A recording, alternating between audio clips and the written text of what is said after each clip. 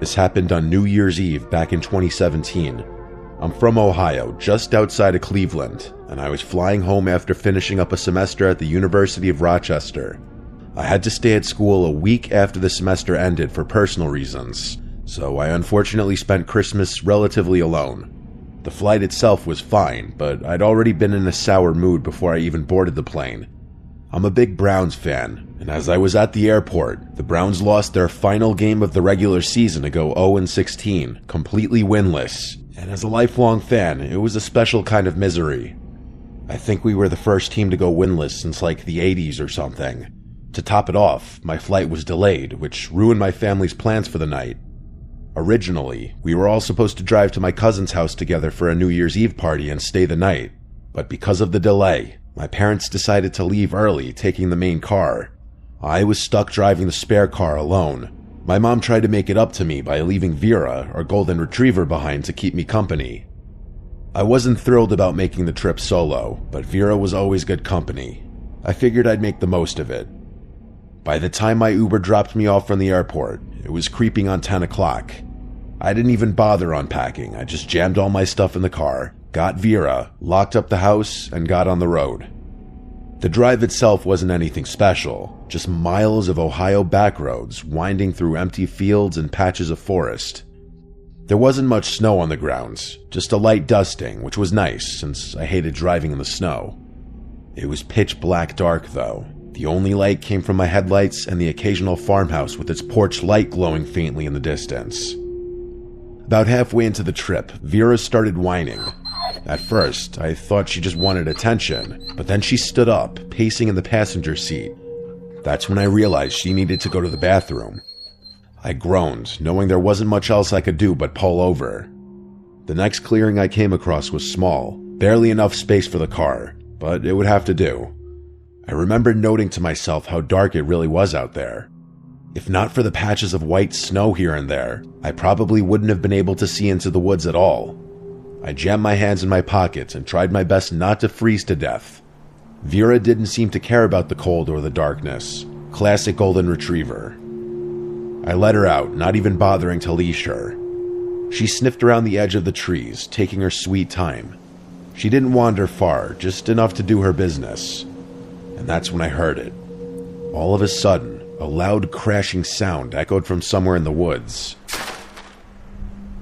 It wasn't just a branch breaking. It was heavier and deliberate, like someone or something was moving through the trees.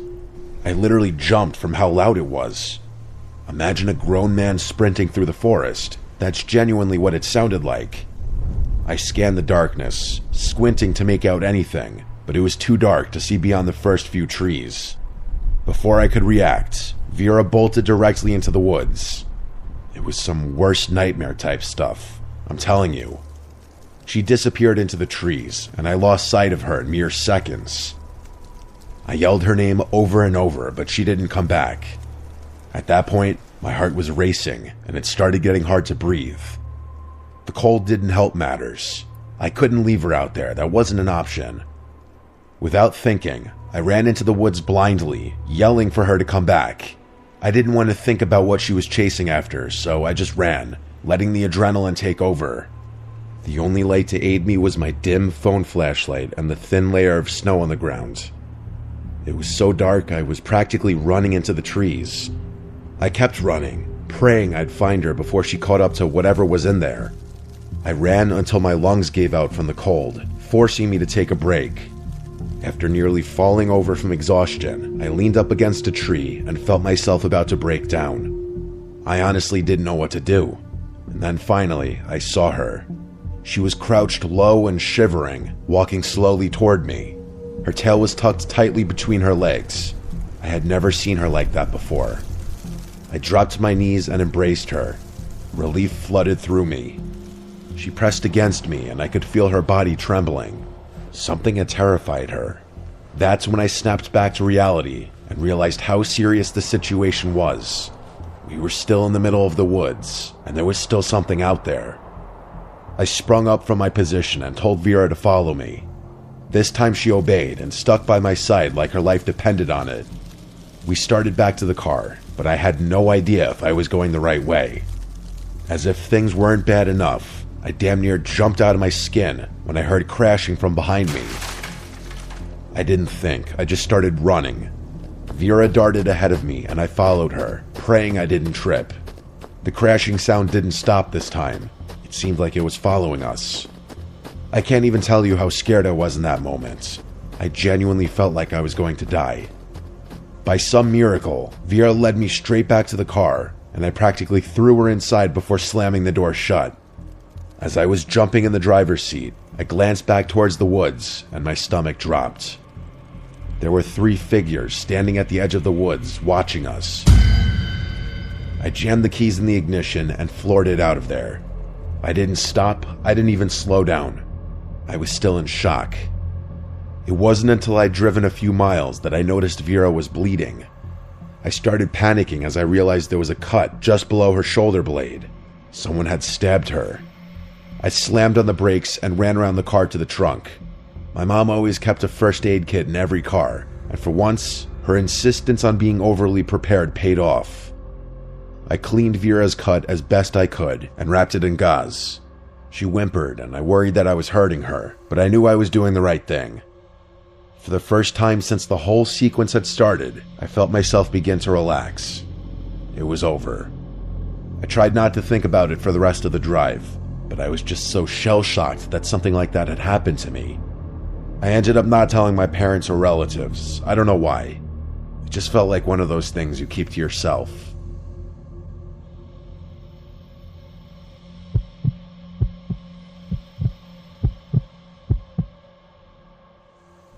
What I'm about to tell you is something I still think about often, especially during this time of year. This happened on New Year's Eve a few years ago. I was driving to my parents' house to celebrate the new year with them. They live a few hours away in upstate Pennsylvania, so I'd left in the late afternoon, figuring I'd get there with plenty of time to spare. The drive was supposed to be simple. I'm the type who really enjoys long drives, so a nice, peaceful drive would give me some much-needed time to think. But the weather had other plans. The snow started falling about an hour into my drive. At first it was light, just flurries dusting the windshield. Nothing to worry about.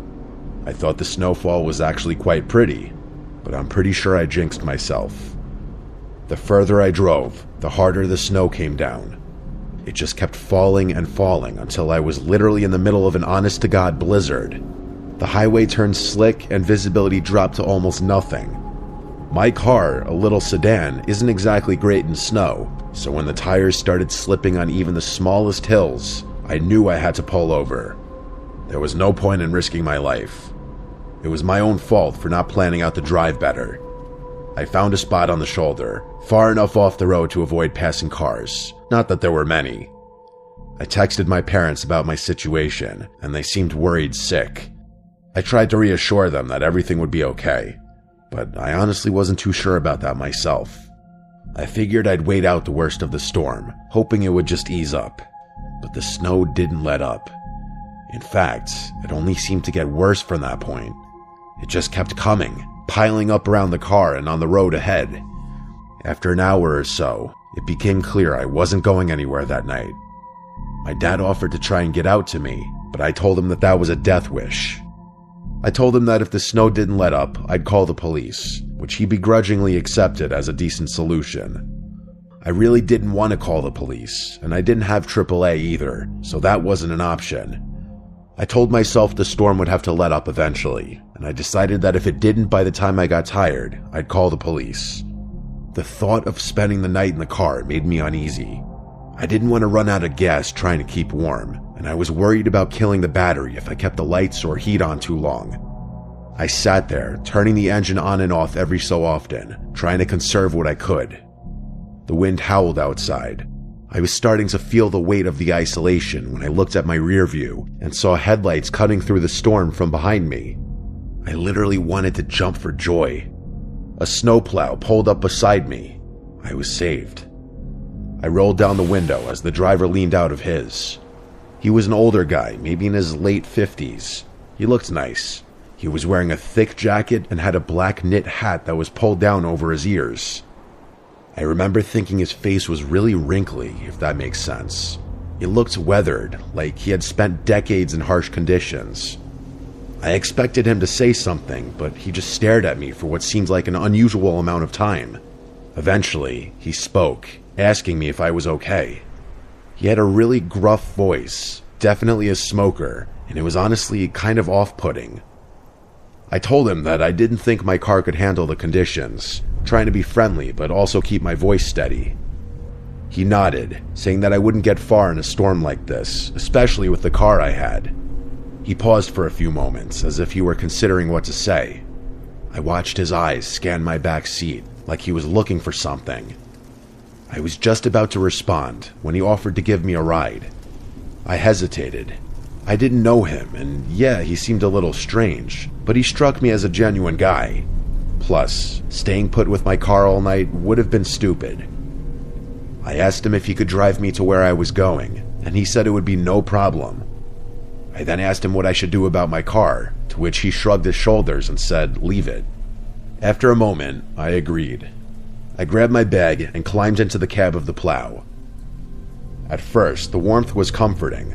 I felt the tension in my shoulders start to ease as I settled into the seat. He asked me where I was headed, and I told him about my parents' house. I gave him directions, and he nodded again, but didn't say much after that. The silence wasn't awkward, but as the minutes passed, I started to feel more and more uncomfortable. That's when I noticed something odd. He wasn't driving in the direction of my parents' house. I knew because the navigation was literally pointing in the opposite direction. I mean, we were on a local highway. There were only 2 ways to go. I tried my best to sound calm and asked him if we were going the right way in the most normal tone I could muster. I don't think I did a good job, though, because I could feel his demeanor slightly change with my question. Without looking at me, he told me we were taking a short detour and that the back roads would be better than the highway. I didn't know the area well enough to argue, but something about the way he said it made my stomach twist. We drove a little longer, and he did in fact get off the highway and start driving along some back road. At least the GPS said we were heading in the right direction. So I thought I was just being paranoid. Something in my gut was still telling me he was off, though, so I started looking around the cab more closely. There were red flags everywhere. Empty liquor bottles rolled on the floor near his feet. There were torn up maps stuffed into the side pockets, and I caught a glimpse of a knife wedged between the seats. I felt my heart start pounding. You know that feeling where your heart just starts beating like crazy and you're worried other people can hear it? That's what was happening to me. By that time, I was also positive we weren't going the right way. The GPS kept recalibrating because he missed turn after turn, not even looking at it. I was panicking. As we continued driving, I spotted a house in the distance. It was the only one I'd seen for miles. I had to act. It felt like a lifeline. I waited until we got closer, took a deep breath, grabbed the door handle, and then kicked the door open as hard as I could. The cold air hit me like a slap, but I didn't stop. I slammed into the ground and felt my leg flare up with pain. I didn't care, though. I got to my feet and started running toward the house. The man shouted something at me, and I glanced back to see him fumbling for something in the glove box, probably going for a gun for all I knew. I didn't look back again. I sprinted through the snow, trying not to slip until I reached the house. I pounded on the door, screaming for help. A man and woman opened it, and they basically pulled me inside. I collapsed onto the floor, trying to catch my breath. I told them what had just happened, and they didn't ask questions. They just called the police. By the time the cops arrived, the snowplow was gone. They said they'd keep an eye out and search the area, but in that storm, finding him was unlikely. They offered to give me a ride to my parents' house, and even helped me call someone to tow my car. I was beyond grateful. My dad was furious once he found out, and I haven't driven in the snow since. I always think about what might have happened had I not jumped out of the car when I did.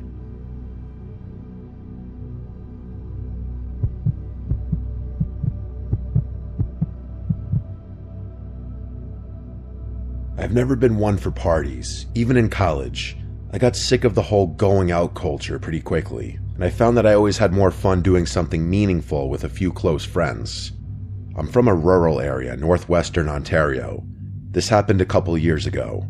Ever since I was a kid, my dad and his buddies had a New Year's Eve tradition of going ice fishing while everyone else was celebrating the New Year however they celebrated.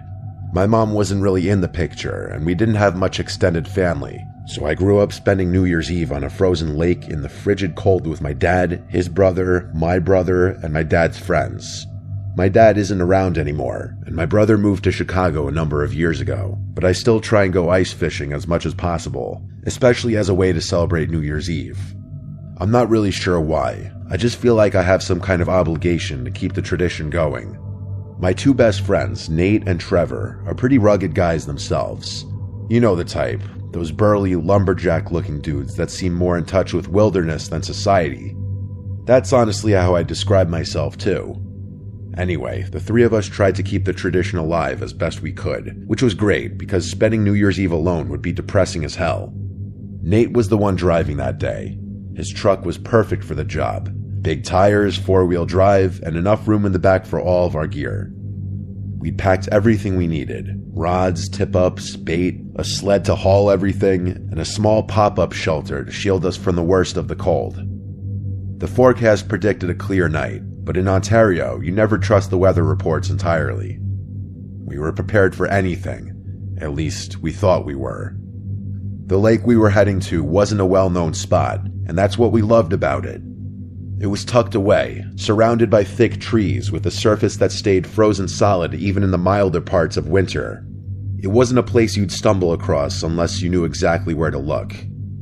As Nate navigated the snowy back roads, the excitement started to build. There's something about the quiet stillness of ice fishing. Just you, your friends, and the promise of the catch. Definitely beats drinking beer after beer at some random bar. As we pulled up to park near the trailhead, I noticed someone standing nearby.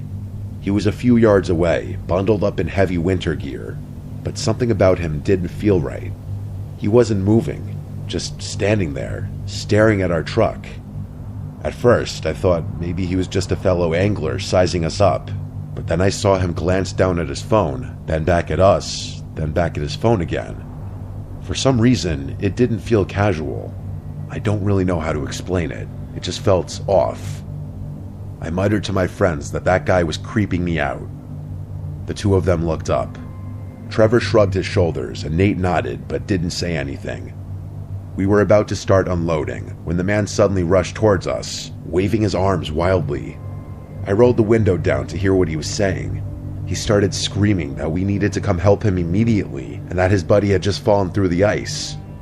He pointed at his phone, saying the other guy they were with just told him. He sounded frantic, and his desperation was definitely real.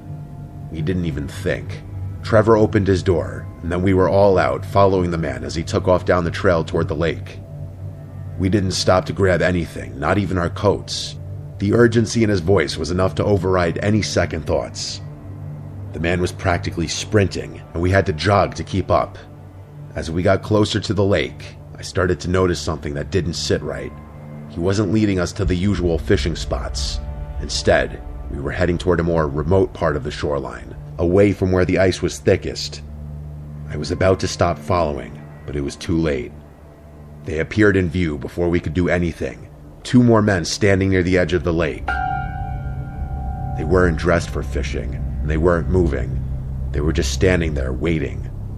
I glanced down at their hands. They were both armed. My blood ran cold. One of them yelled at us to stop right there as we approached. He raised his gun and pointed it directly at me. I honestly can't describe the feeling that you get when someone points a gun at you. I hope no one ever has to experience what I felt that day.